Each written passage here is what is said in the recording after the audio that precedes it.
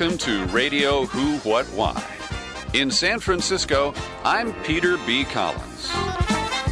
Thanks for joining me for this podcast today, where we're going to talk about the prospect of state and federal preemption of local regulation.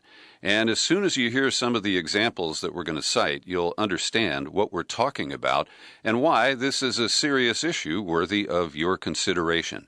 My guest today is Mark Perchuk. He currently is the executive director of grassrootschange.net, and he runs their Preemption Watch project.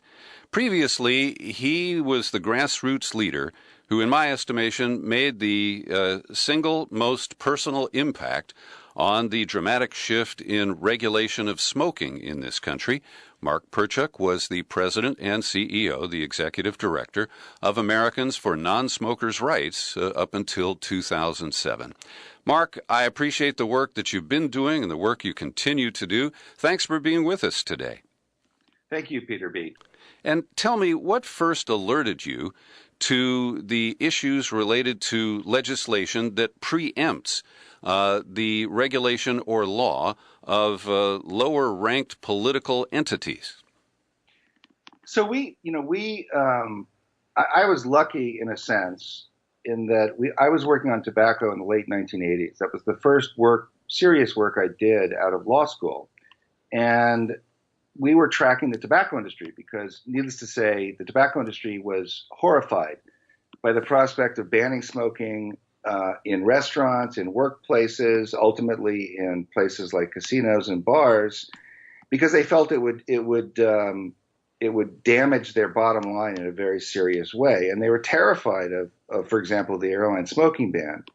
So in our work to protect non-smokers from secondhand smoke, we really spent a lot of time studying the tobacco industry. And it was in 1986 that the tobacco industry initiated a program of 50-state preemption of local ordinances banning smoking or regulating smoking. And that was in Florida in 1986. So as soon as that happened, we woke up and started fighting preemption of local authority to ban smoking. And having succeeded in that to some degree, that is why today we have dramatically reduced the toll of not only secondhand smoke, but of addiction to cigarettes and other tobacco products.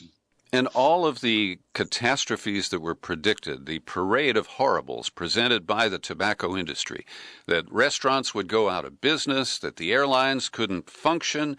They painted a picture that there was going to be massive interstate bootlegging of cigarettes. And it's fair, some of that does occur around the higher tax states. But, most of the predictions they made were bullshit.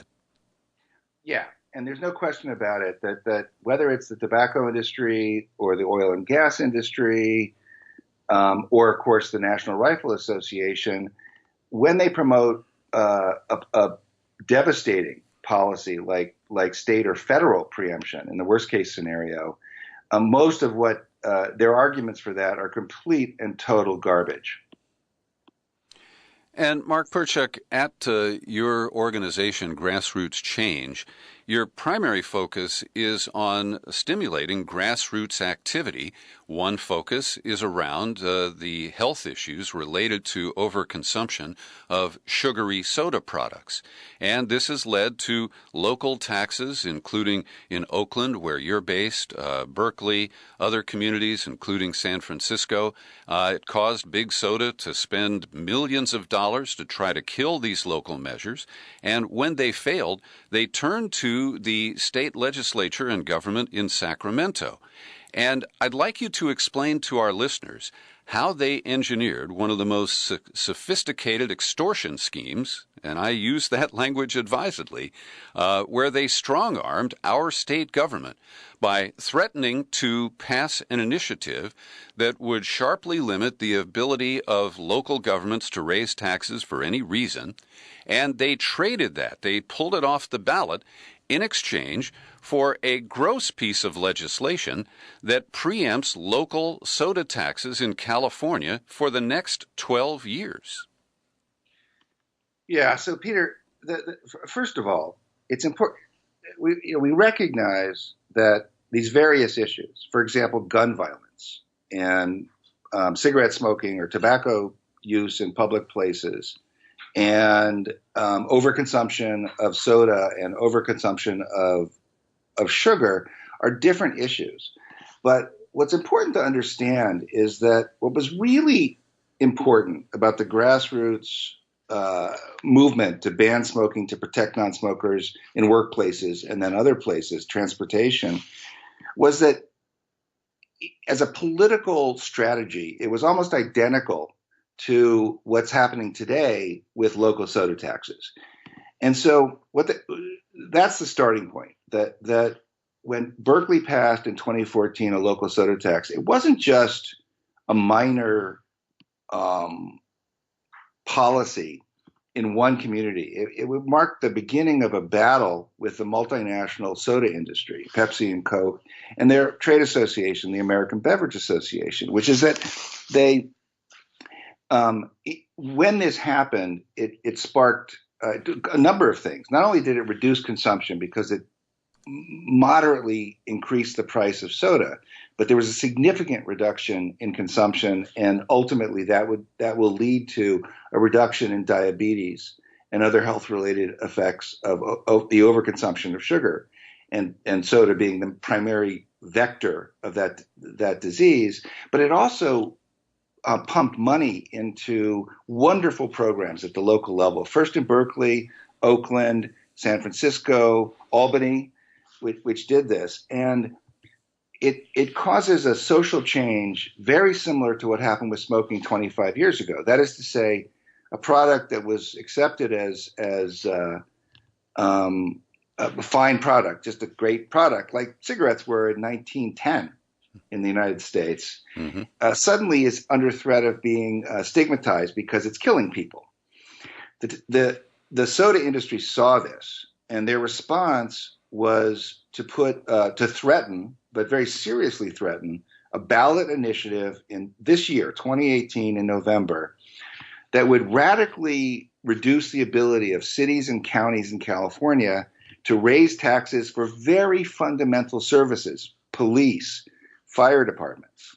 And so to answer your question, that threat was so real that the American Beverage Association and Pepsi and Coke took it to the governor and the legislature.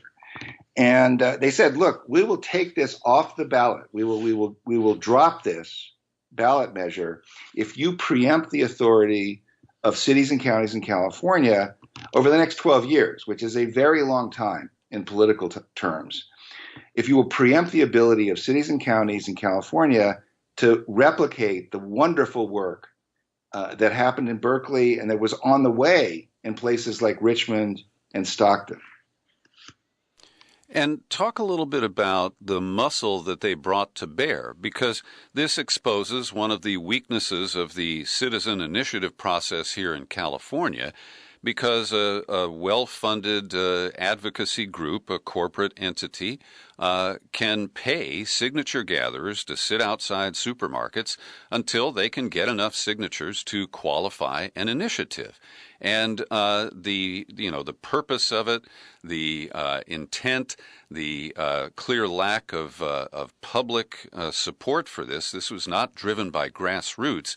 This was an AstroTurf effort that gave the big soda people the leverage to essentially force the hand of the governor and the legislature.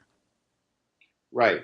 And so in retrospect, it's very clear that the American Beverage Association and other business organizations threatened this devastating initiative regarding local authority to raise fees and taxes for local people as a mechanism to force the legislature to do something which they did not want to do. And it highlights something which we've known for probably 15 or 20 years, which is that there's a tendency to romanticize the initiative process. And there have been some very significant successes for progressive advocates in going directly to the voters at the state level in California and places like Colorado and elsewhere, or even local voters with a city or county initiative. But the truth is that the initiative system today, and this is probably a result of the general corruption that you can find across our political system and our financial and the campaign finance system, is dominated by those who have not just $10 million, but $100 million to spend on gathering signatures and then running it is often a deceptive campaign in the media and using social media to support an initiative which has nothing to do with grassroots support in California.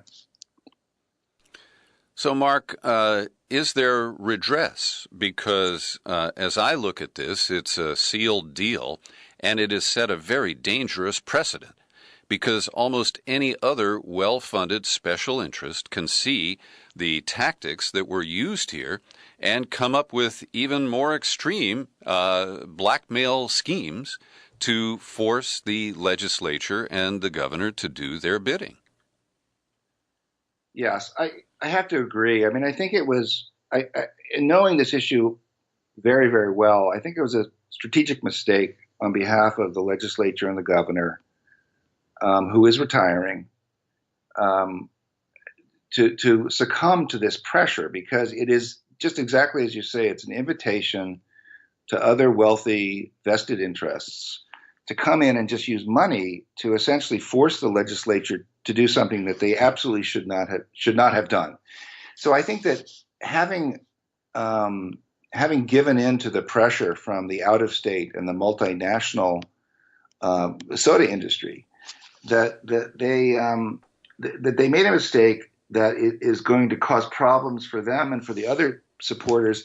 As it turned out, some of the unions that represent public employees at the local level naturally were very concerned about the proposed November initiative, and they supported the short-term measure of preempting soda taxes in order to gain an assurance that this would not be put on the ballot this year, in November in 2018. But I think that unfortunately that showed weakness on the part of some of those unions, and I think it invites trouble in the future. My personal belief is that if the legislature and the governor in particular had said no, that we, the people in California, could have beaten the American Beverage Association initiative in November, and that would have been a much more powerful precedent for grassroots engagement in the future on many issues. And Mark, in the same time frame, just ahead of the deadline to withdraw a qualified initiative from the November ballot, there was a similar play around internet privacy. And the tech companies from Silicon Valley used their muscle and the political contributions that they give to legislators to ram through a watered-down version of the personal privacy measure that had qualified for the ballot. Now, that took the approval of the man who had funded the signature gathering and who had written the ballot measure. But it was a very similar play, and once again, the deepest pockets prevailed. Absolutely. And, you know, this is why the initiative process, and particularly, of course, voting rights, fundamental voting rights across the country, and preemption, federal and state preemption. These are why these are not just issues, these are not just concerns that affect one issue like public health, but they affect the whole question of the legitimacy of democracy and the health of American democracy and the engagement of all of us in making decisions for ourselves. Each of these, the money, the campaign financing, and the initiatives, and in other elections, taking away local authority or state authority in the form of preemption, and destroying voter rights by simply attacking mythical abuses of voting, and these all undermine not just democracy on a day-to-day basis, but our comfort and engagement with our own leadership as presumably parts of a democracy. Mark, I want to refer our listeners to your website, grassrootschange.net.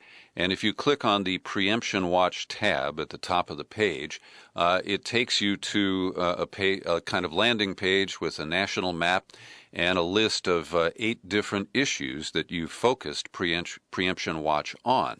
And, for example, under the Nutrition tab, you have a good write-up of the California soda tax preemption law, along with information about other preemptive laws in Alabama, Arizona, Florida, Georgia, Kansas, Michigan, Mississippi, North Carolina, Ohio, Utah, and Wisconsin. And if one of those states is where you reside, I encourage you to take a look at how your government has prohibited local regulations that might be in your best interest. And Mark, I want to jump over to the tab here called Factory Farms, because this is a critical issue in many states where corporate farming and these large-scale operations put the environment at great risk. We know about the waste ponds at these pig farms, and there are many other ill effects that occur from the unregulated large-scale agricultural enterprise. And you note here that there are 13 states that ban most regulation of agriculture, say by a city or a county. And in many cases, the states then don't have any statewide regulation, and they leave it up to the industries to police themselves. Right. So there's a term for this, which is regulatory void. And it's when the federal government passes preemption, which they've done in a few cases, but it's mostly states that pass a preemptive law. Mississippi is a good example of this, where Mississippi passed a law that takes away all local authority over farming, food policy, and nutrition, but doesn't pass any protections at the state level. That's a void. It eliminates the ability of cities, counties, zoning boards even, to do something to protect the health and safety of their own people. And it's a terrible problem with factory farms. There are laws that protect the practice of farming when it's really family farms, local farms, farms that are trying to serve their own communities or even their own states. The laws that we're tracking eliminate all authority that cities and counties and other local agencies might have to mitigate the severe threats that some industrial farming, factory farms, concentrated animal feeding operations can wreak on the environment and also on the people in the community. I mean, we have, there's a tragedy going on in and around the Great Lakes because of the runoff it's essentially shit. It's manure from these absurdly concentrated operations that I think that most people in the communities would like to regulate or limit or move or eliminate. Now, Mark, moving on to another topic that you cover at Preemption Watch, the one that you have devoted most of your adult life to, is the rights of non-smokers and sensible regulations about the use of tobacco products. And there are 13 states listed here that have preemption. Michigan preempts local regulation of smoking in restaurants, as does New Hampshire. But the one that really I found astounding is Tennessee. Tennessee preempts local authority to adopt smoke-free ordinances.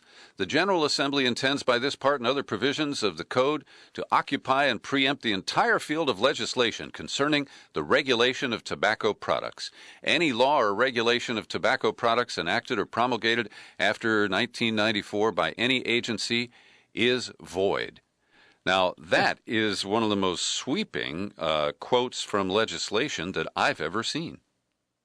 Yeah, this has nothing to do with the people of Tennessee, I can tell you that, or even for that matter, the business community in Tennessee, which would, for the most part, like most businesses, support healthy policies like banning smoking in all workplaces. This came from the tobacco industry. It came from the tobacco industry in the early 1990s. And it's kind of a legacy because in the tobacco control field and in the issue of non-smokers' rights, banning smoking to protect non-smokers on public transportation, in workplaces, in public places like bars and restaurants, we've generally been very, very successful. But it also Tennessee illustrates how pervasive the powers that be, specifically the corporate powers that be, have promoted preemption to eliminate real people in the communities, grassroots advocates, but also just everyday voters and folks who are involved in their communities from being involved in the decision. I think Tennessee preempts in 5 of the 8 areas that we track. And I think that makes them one of the most preemptive states out there. And it's absurd because the people who live there are people like all of us who would prefer to have their families protected from unnecessary death, injury, and chronic disease. But they don't have that opportunity anymore. Mark, I want to float a question here about the positive use of preemption. And as we are talking, it's just been a day since the Trump administration announced that they are revoking the rules that were going to go into effect that were signed off on by President Obama to reduce the carbon emissions from coal-fired power plants. And just recently, I was on the border of Maine and New Hampshire, where I saw a 4-stack coal-fired power plant. I grew up in Cincinnati, where there's a big coal plant right on the Ohio River, and we used to watch as much of that smoke blew over into Kentucky. And I raised that point because smokestack emissions do cross political boundaries. And it is sensible to me to use federal preemption in this case to achieve a greater good. What's your thought about that? Well, it's exactly the way that the system is supposed to work, and it also highlights how the system is broken down today. So the way that our system was designed and planned was very, very smart, which is that the federal government and also state governments were intended to pass minimum protections for civil rights, for public health, for safety. For example, in the realm of guns, minimum protections that would apply to all of us in the United States, all 50 states. But that those minimum standards that states and cities and counties could pass stronger protections, but not weaker protections. That's referred to technically as floor preemption. And for example, civil rights laws that passed in the 60s said you can't discriminate against people because of race. But those federal laws permit states and cities and counties to pass stronger protections. So cities and counties could, for example, add LGBTQ individuals and couples to the protected classes. But the federal government did not set a ceiling. And a ceiling preemption is, if you will, the bad preemption. Mm-hmm. It's when a state or the federal government says you can't protect your people any farther than we've done. And that's the kind of preemption we're talking about that is really having devastating impacts in places like Tennessee, where the real people who live in the communities, regardless of their political leanings or what they consider their political associations, these are very everything we're talking about, all of the 8 of those issues, even guns. These are issues where when people come down to their own families and themselves and their cities and counties, they actually want strong laws. The stuff that the National Rifle Association has been preempting or attempting to preempt is extremely modest and common sense, and it's supported by almost everyone, regardless of whether or not they're an independent, a Republican, or a Democrat. And Mark, here in California, Governor Jerry Brown has garnered a lot of positive attention for his rhetoric about climate change. And he, in a very dramatic way, extended the cap-and-trade system that had been established by his predecessor, Governor Schwarzenegger. But the news accounts didn't properly convey that his extension of cap-and-trade included serious preemption, and explicitly it prevented the existing regional air quality boards established under California law from enforcing tighter regulations than those adopted at the state level. And in particular, this caused the Bay Area Regional Air Quality Board to have to withdraw regulations it was about to impose on Chevron's huge oil refinery in Richmond. And, I consider this to be a sneaky move on the part of the governor, and the media cooperated by really not pointing it out. Yeah, and I think that's a failure on the part of the media as well as the governor, the current governor. I think it's essential that communities, regions, cities, counties, school boards retain the authority to pass stronger laws than the state, and certainly stronger laws than the federal government, because those should be minimum standards.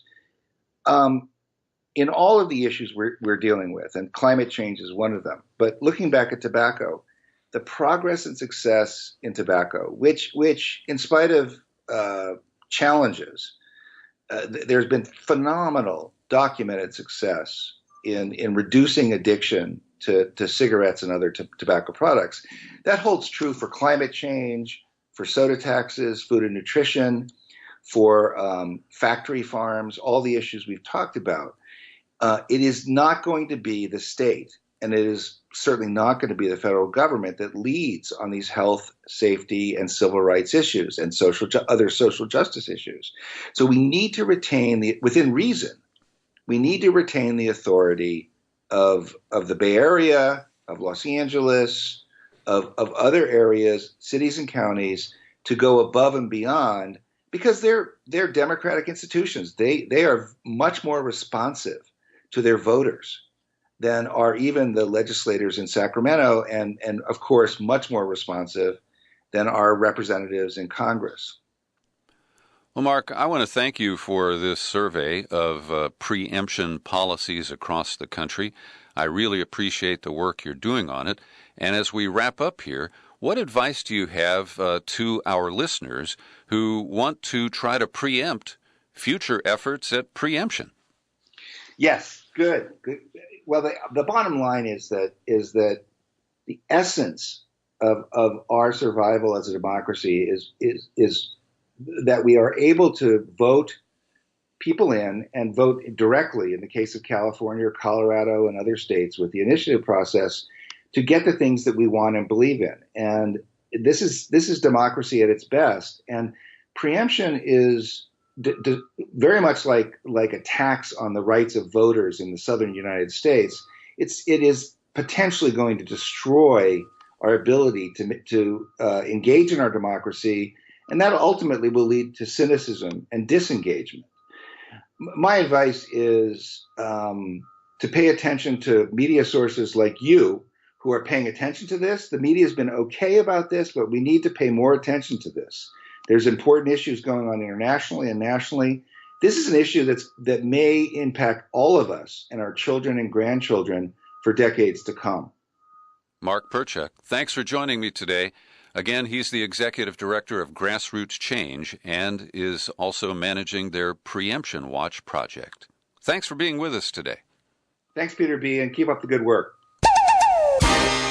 Thanks for listening to this Radio Who, What, Why podcast. I welcome your comments and feedback. Email Peter at peterbcollins.com. And do what you can to help support the work of independent journalism here at Who, What, Why.